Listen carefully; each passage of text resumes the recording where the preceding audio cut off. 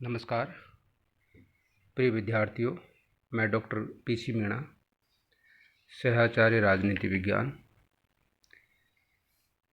MA final political science paper 5 का topic समूह सिद्धांत ग्रुप थ्योरी पर आज अपन चर्चा करेंगे।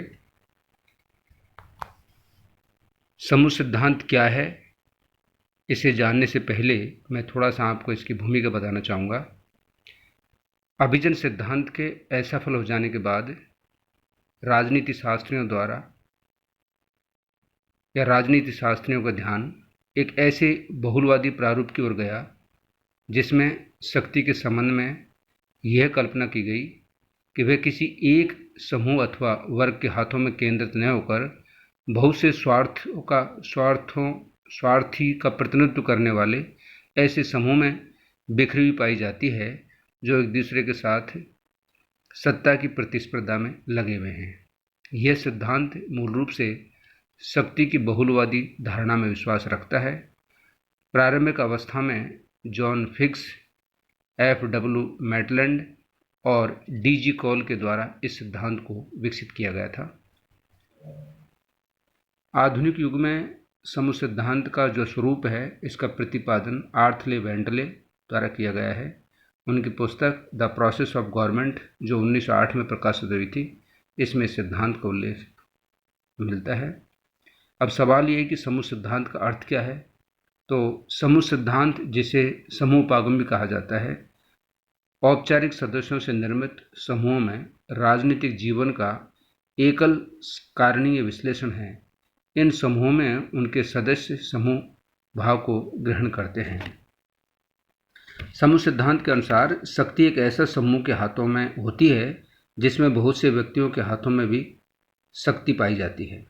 यह समूह सत्ता में शक्ति के लिए एक दूसरे से संघर्ष करता रहता है, क्योंकि समूह में शक्ति एक व्यक्ति के हाथ में केंद्रित होती नहीं है, बल्कि अनेक व्यक्तियों के हाथों में शक्ति केंद्रित होती है। इन व्यक्तियों के बीच में सत्ता के लिए संघर्ष चलता रहता है। समूह सिद्धांत की अवधारणा की कुछ विशेषताएं हैं, जिनमें हम ये कह सकते हैं कि समूह सिद्धांत में विश्लेषण की मूल इकाई मानव समूह है, जो कि परंपरागत एवं मूर्त मानव समूह से भिन्न तथा उनकी कतिपय विशेषताएं हैं। इस समूह की अवधारणाओं या विशेषताओं को हम निम्न बिंदुओं में देख सकते हैं। सबसे पहले नंबर 1, समूह संबंधी अवधारणा। समूह मानवीय गतिविधियों का पुंज है। जो मानव की जो गतिविधियां हैं, इसका पुंज का नाम ही समूह है। यह समूह बारंबारतापूर्ण फ्रिक्वेंटी अंतःक्रिया की प्रतिमानित प्रक्रियाओं से बनता है। इन समूहों से संबंधित व्यक्ति एक साथ ही अनेक समूहों की सदस्यता ग्रहण कर सकता है। जैसे अगर राजनीतिक दल की बात करें तो एक व्यक्ति एक ही राजनीतिक दल का सदस्य हो सकता है, लेकिन एक व्यक्ति एक से अधिक समूह का सदस्य भी हो सकता है। इसी तरह से इन समूहों से संबंधित व्यक्ति एक साथ ही अनेक समूह की सदस्यता ग्रहण कर सकता है, जो जैसे मैं अभी बताया था। इन समूहों में एक या अधिक दबाव से संबंधित सहभागिता हित होता है। लगभग सभी समूह एक या अधिक हित रखते हैं। कोई भी समूह अपने हितों के विरुद्ध नहीं जाता है। नंबर अगला, समूह उपागम की समाज व्यवस्था संबंधी अवधारणा। विभिन्न समूह समाज व्यवस्था के भीतर रहकर कार्य अंतःक्रिया करते हैं। समाज व्यवस्था समूह के मध्य संघर्ष की प्रक्रियाओं से परिचालित होती है। समूह दबाव में एक संतुलन पाया जाता है, क्योंकि ये एक संतुलन का काम करते हैं। अगला है आंतरिक स्वरूप संबंधी अवधारणाएं।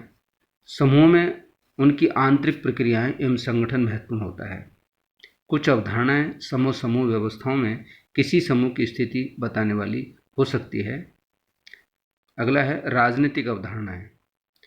राजनीतिक अवधारणाओं में हम ये देखते हैं कि समूहवादी विद्वान राजनीति को व्यापक अर्थों में ग्रहण करते हैं।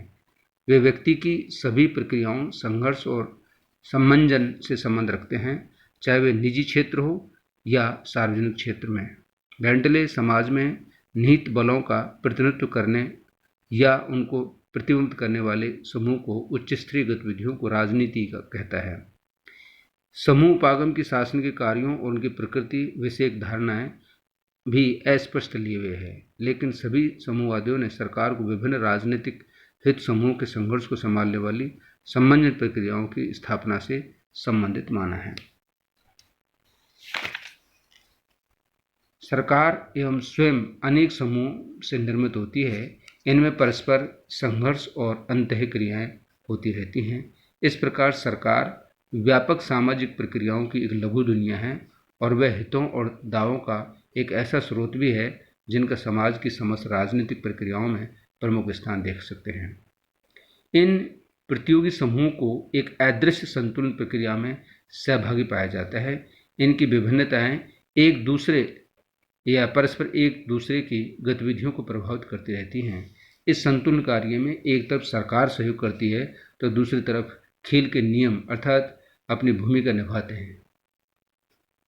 एक अन्य केंद्रीय अवधारणा पहुंच या प्रवेश है। कोई भी हित समूह सरकार में विनिश्चित समूह तक ही पहुंचे बिना उन विनिश्चयों को प्रभावित नहीं कर सकता। इस पहुंच का विकास एवं सुधार करना समूह की सामान्य नीति है। तो इस तरह से हम देखते हैं कि समूह सिद्धांत एक तरह से अब एक पुंज है। बहुत सारे जो सत्ता है, जो शक्ति है, वो एक व्यक्ति के हाथों में केंद्रित न होकर के अनेक व्यक्तियों के हाथों में केंद्रित होती है और ये सारे व्यक्ति सामूहिक रूप से उस सत्ता को जो है वो उपभोग करते हैं, उसको चलाने की कोशिश करते हैं।